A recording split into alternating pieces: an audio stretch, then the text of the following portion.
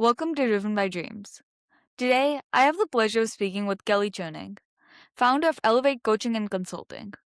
Kelly specializes in helping employee owned companies bridge the gap between their high level strategies and the day to day execution on the front lines.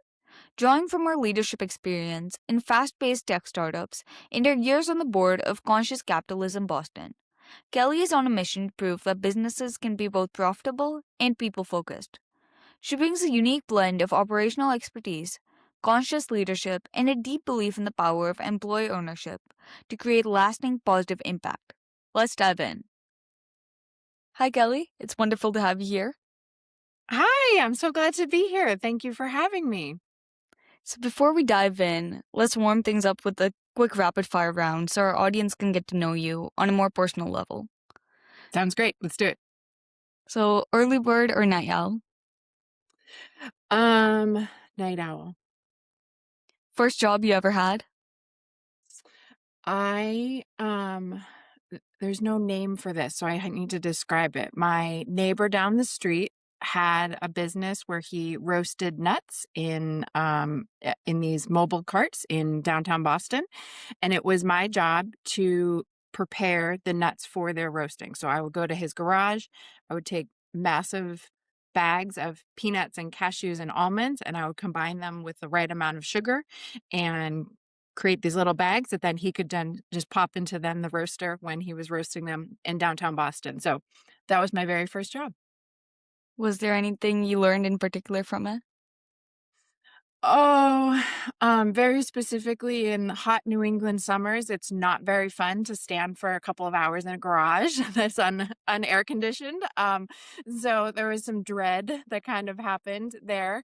But I think even in that dread was the first learnings about um showing up when you've committed to do something. So this neighbor of mine, he had hired me and he had a certain amount of bags of nuts and sugar that he needed on a daily basis. And then sometimes for events, sometimes he would do these, he would go to like football games or different big events. So then it's like he needed even more. And so there was an aspect of just learning to be the person that was relied upon, and whatever that meant that I was feeling that day didn't change whether I was gonna show up and do my job. What's one word your friends would use to describe you? Oh, kind. A book or podcast that's influenced you most recently? Um, I will go with, Richard Schwartz's Introduction to Internal Family Systems. Beach vacation or mountain retreat? Ah, I really like both, and I do both in my life. The what we were just talking about was a mountain retreat, but then, my next vacation will actually be a beach, so I will go with both, actually. Your favorite productivity hack? Um, oh, that's a good one. I use a particular app actually that, has been really helpful. It's called Sunsama, but it has a little bit of, um an aspect to it that you plan your day at the very beginning of the day, kind of lining out what it is that you really need to do, but then also kind of time block it to see like, oh, am I like way overcommitted in terms of what I think I can accomplish today? And you can then change, move things to the next day or next week or something like that. And so, so not only that planning ritual at the beginning of the day, but then what happens is during the day, the decision fatigue around what do I do next has been alleviated because I've already done that planning at the beginning of the day. And so as I progress through my day, I just go through my time blocked, calendar in Sunsama, and it's been really, really helpful and gives a lot of focus, but then also kind of gives some clarity about how long it'll take things to get done. When did you develop that habit? Was it just always there, or did you start doing it at a certain point of time? I probably started using it 3 years ago. I was, a consultant at the time. I was doing operations consulting for a team coaching firm in the Boston area and was just realizing I needed a system, and I tried different systems before, and none of them had stuck, honestly, and um, at this point, I forget where I came across this app, but they were relatively new at the time that I started with them, and I just thought that they were one of the more elegant solutions. It made it really easy to just start building habits, and so that's why it stuck for me. Honestly, is it was the, any productivity hack is only as good as if you're going to use it, and so to me, this is the one that ended up sticking, and I've been using it now for about 3 years. Do you ever feel that annoyance when you miss something on your like on your schedule or you don't account for something and everything gets messed up? Like I made a schedule for myself yesterday and Mhm. then I didn't account for something and I'm just like, what happened to the schedule? Yeah, that totally happens, and, I think one of my ongoing life lessons, something that it feels like the universe is teaching me time and time again is um, just how to have some grace for myself. And I'm not perfect.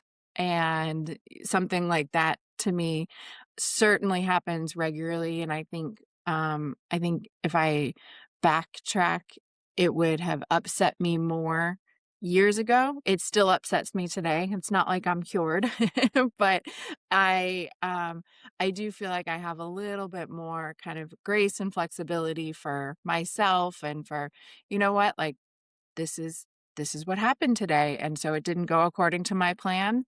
And okay, like let's now create a new plan or just acknowledge that plan wasn't meant to be. Thank you for sharing that. So, who's a leader who inspires you? A leader who inspires me. That's a great question. Um, so I there's different directions that I could take this, and so that's why I'm just kind of pausing to see where I want to go. Um, so there's one person that comes to mind. It's a little bit of an unusual uh response, but so there's a company in Boston. The company is named or is called One Mighty Mill. And the CEO of this company is now a second time entrepreneur. He and his co founder started a prior business, grew it significantly, and then ended up selling it. And then they started this one. And and the quick explanation here is I have a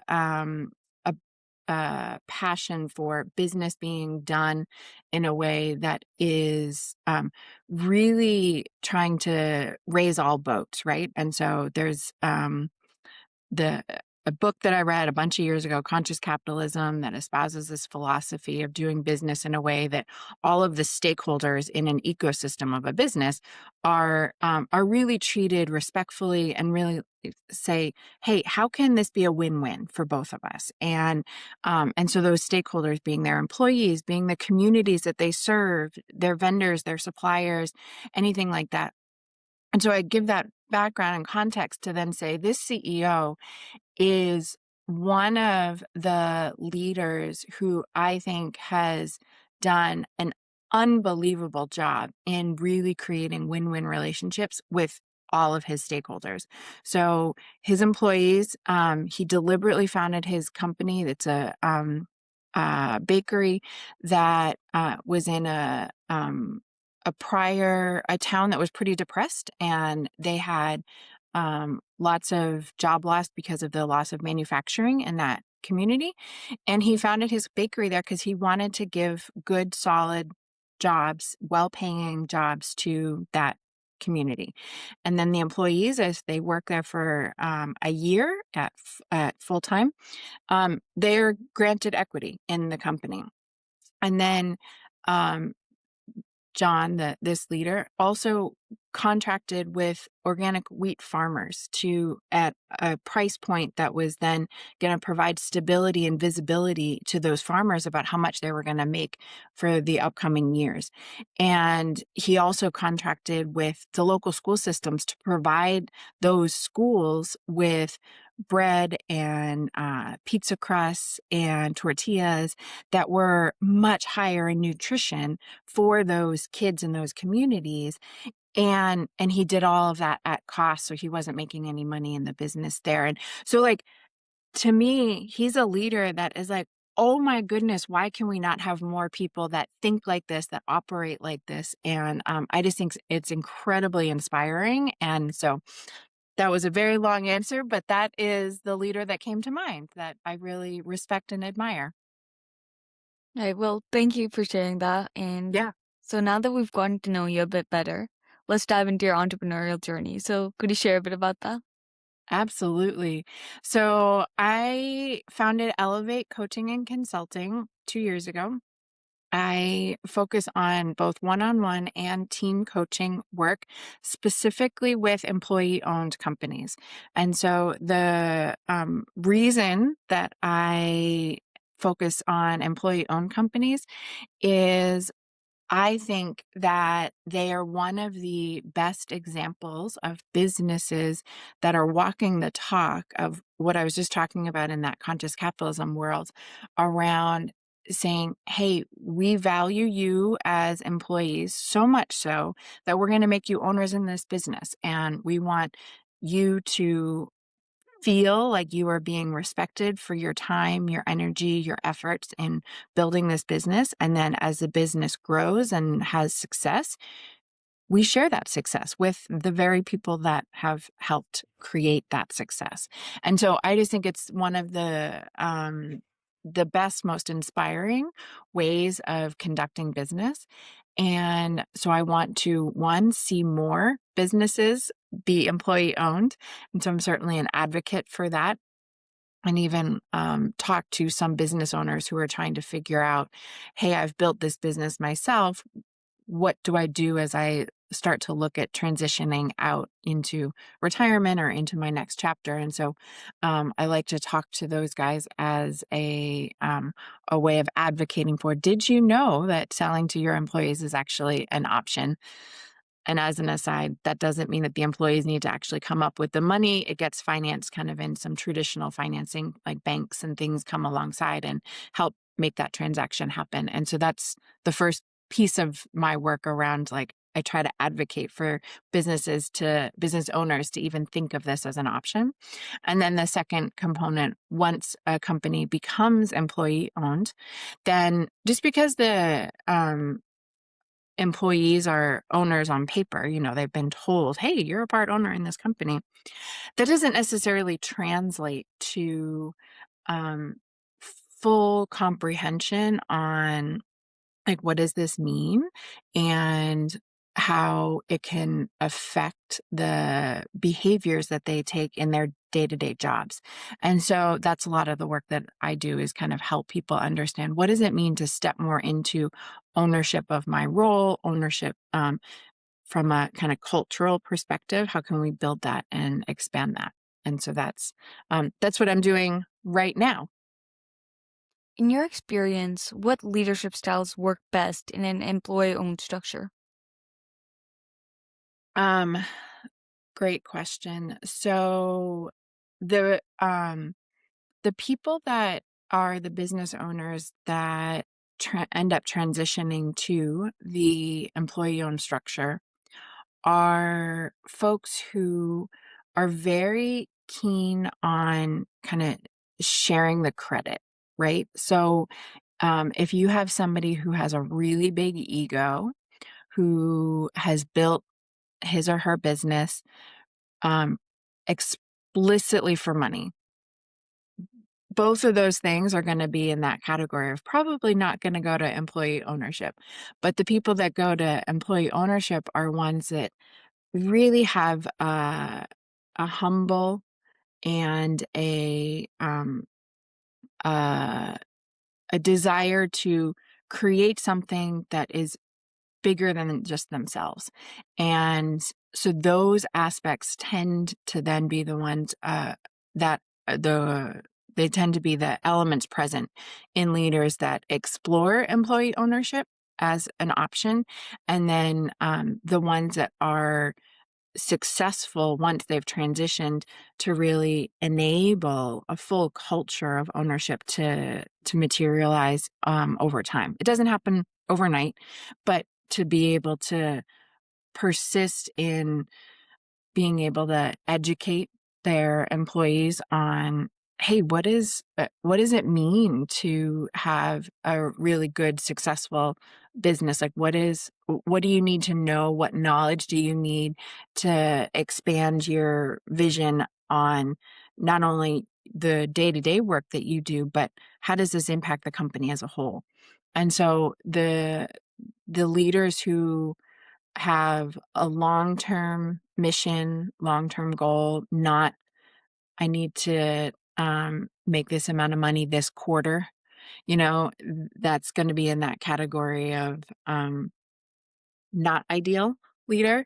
The ideal leader has that kind of long-term vision, is patient, is really dedicated to educating his or her employees and being able to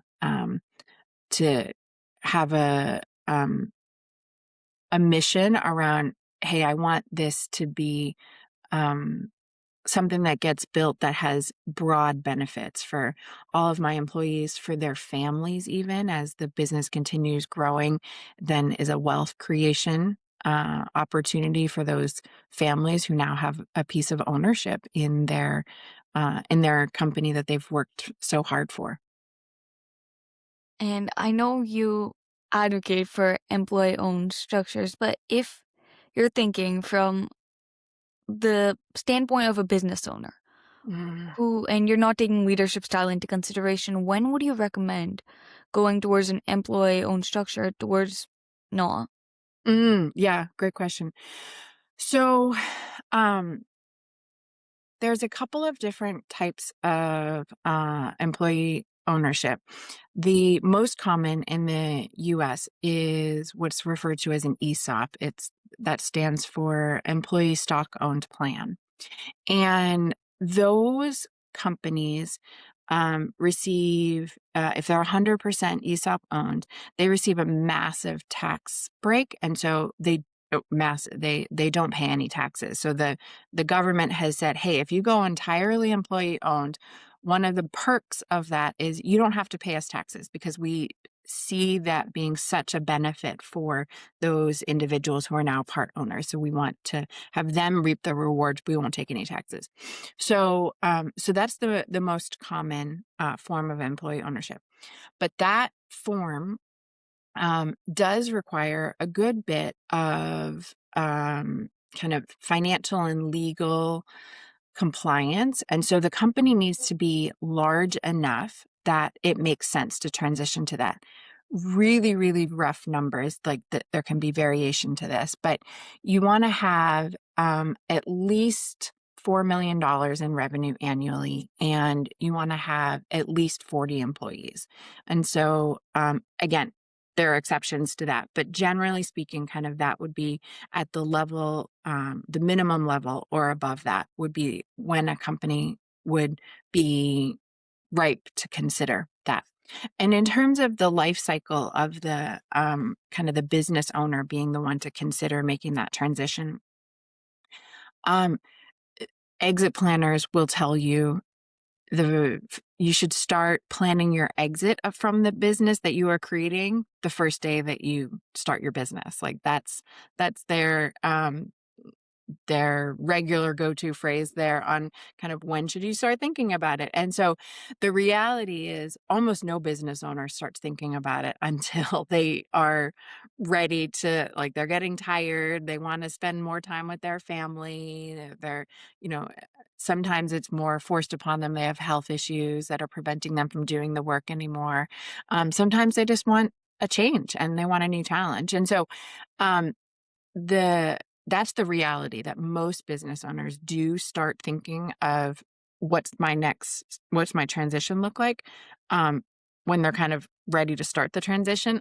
Unfortunately, that puts them a little bit behind the kind of ideal timeline. The ideal timeline is that you probably have at least 3 to 5 years of being able to work towards that exit plan, because there are elements that you should be taking a look at internal to your company as well as external to your company. And so on the internal side, if you're the business owner that started this thing and has grown it to a certain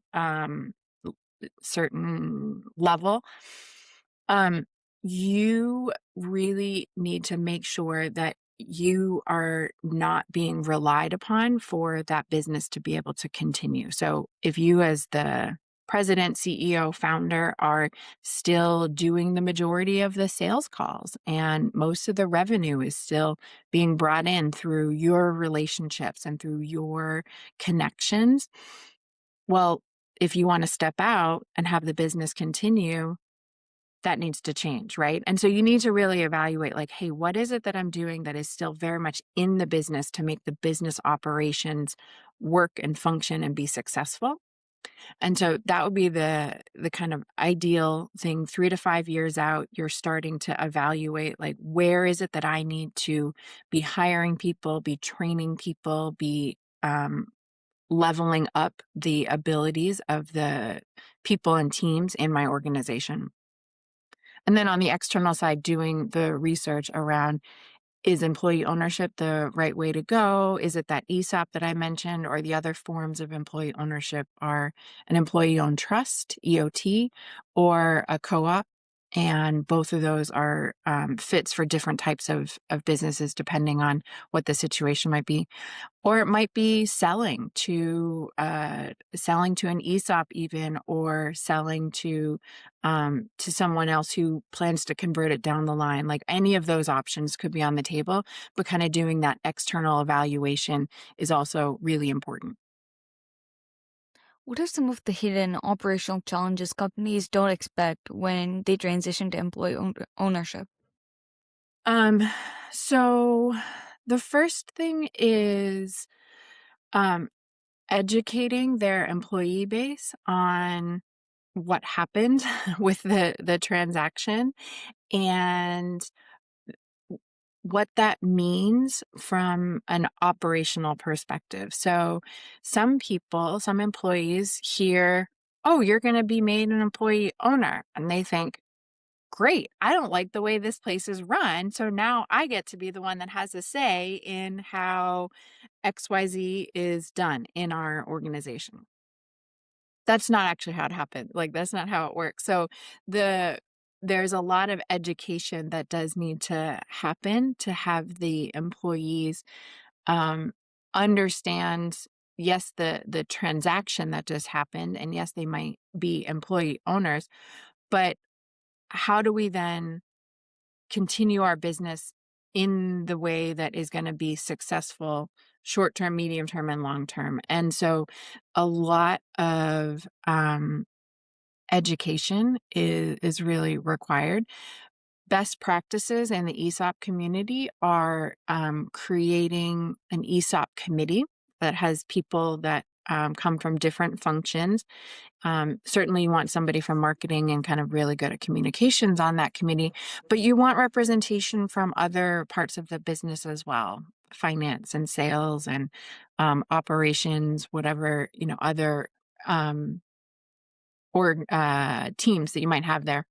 And so the best practice is, this committee is then the one that is really tasked with doing ongoing education, and starting to have the elements of the ESOP and the ramifications of that be permeated through all the processes. So for example, when you become an ESOP, how does that affect your recruiting? So when HR goes to try to find a new person for an open position, do they talk about the ESOP? If they do, what do they talk about? And what do they educate the applicants on?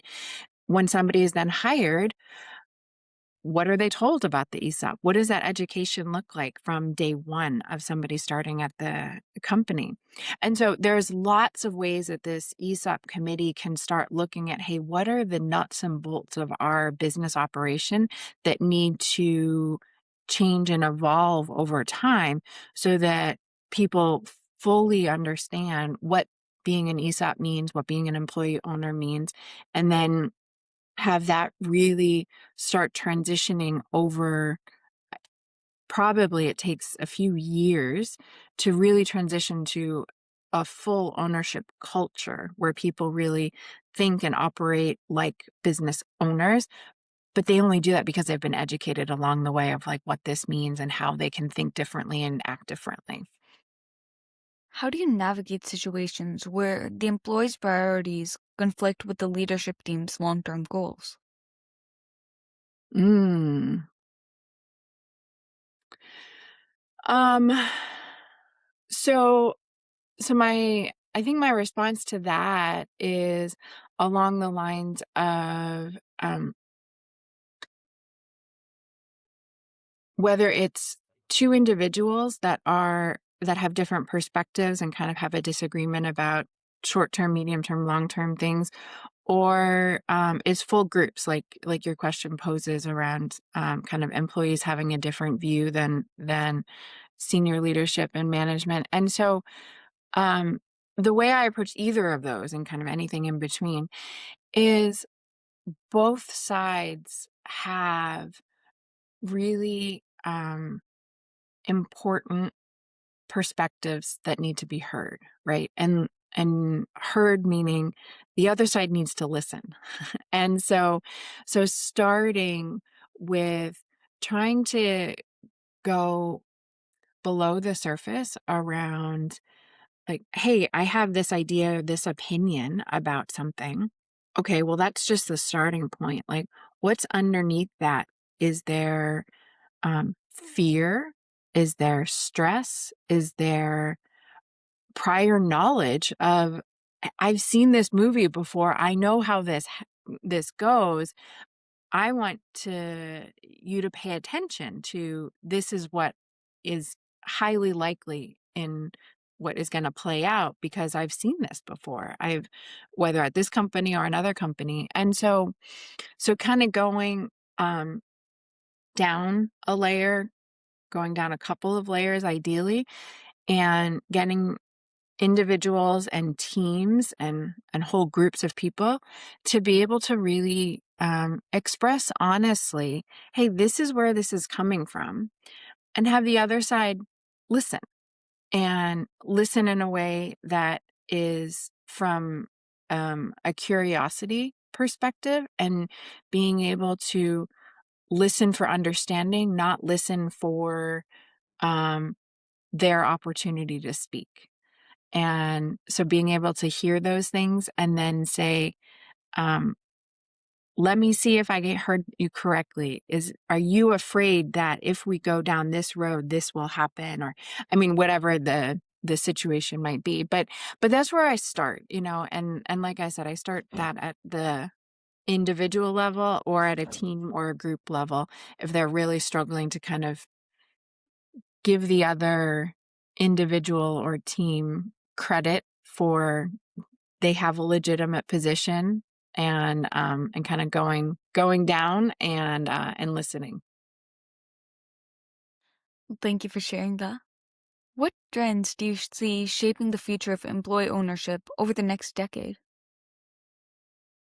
Um, I do see this becoming more prevalent, and the three forms of employee ownership that I mentioned, the ESOPs, the EOTs, and the co-ops, that's certainly one whole arena of employee ownership. But there's also a growing movement that is being led very kind of interestingly coming out of Wall Street and private equity. Private equity is not known for having a stakeholder orientation, so it's been pretty surprising that there's been some work coming out. But there's an entity called Ownership Works that was started by a former private equity fund guy, and they are really starting to advocate for portions of companies to be sold to the employees. So not wholesale, not the entire company, but portions of it. And so I would put that into the mix of, in addition to those other forms of employee ownership, and say, I think that there's gonna be an acceleration of employee ownership, and some of the reason for that, I think, is because there is a lot of distaste by younger people for the Wall Street version of business. The Wall Street version of business over the last couple of decades has really been extractive. It's been something that, companies are, solely focused on maximizing their shareholder value, and when that is done at the level that it's been done for the last few decades, um, there's a lot of harm that is caused in with that sole focus on trying to say, like, "Hey, doesn't matter who we hurt, what impact we have that's negative along the way, we're solely focused on maximizing our shareholder value." And I think there's, rightfully so. I mean, I'm one of those people that says, like, that's not, the right way to do business. It's also not the only way, and I think there's starting to be more interest in companies that do things differently. So still for profit, it doesn't have to all be nonprofit and kinda grants and funding through, uh, philanthropy or different, things like that. Like it can be for profit, but companies that are really doing the right thing by all of their stakeholders, being able to treat those communities and the environment and their suppliers and their vendors and their employees, like all of those are important stakeholders in an organization, and really coming to each of those relationships and saying, "How is this successful for you and for me?" Yes, it takes more work. Yes, it takes more creativity. But when done well and successfully, it is really, really inspiring to see, what's possible. And so I do think that there is gonna be an expansion of employee ownership over the next decade, and I hope to be one of the advocates for that, and then help those companies have even more success in their journey. Well, Kelly, I've really enjoyed our conversation today, so thank you so much for sharing your insights and experience. Yeah! Ooh, thank you. I don't know what just happened to my screen. Thank you so much for happening or for having me. This was a delight, and I really enjoyed our conversation and our dialogue about this. It's always something fun to for me to be able to talk about. Thank you.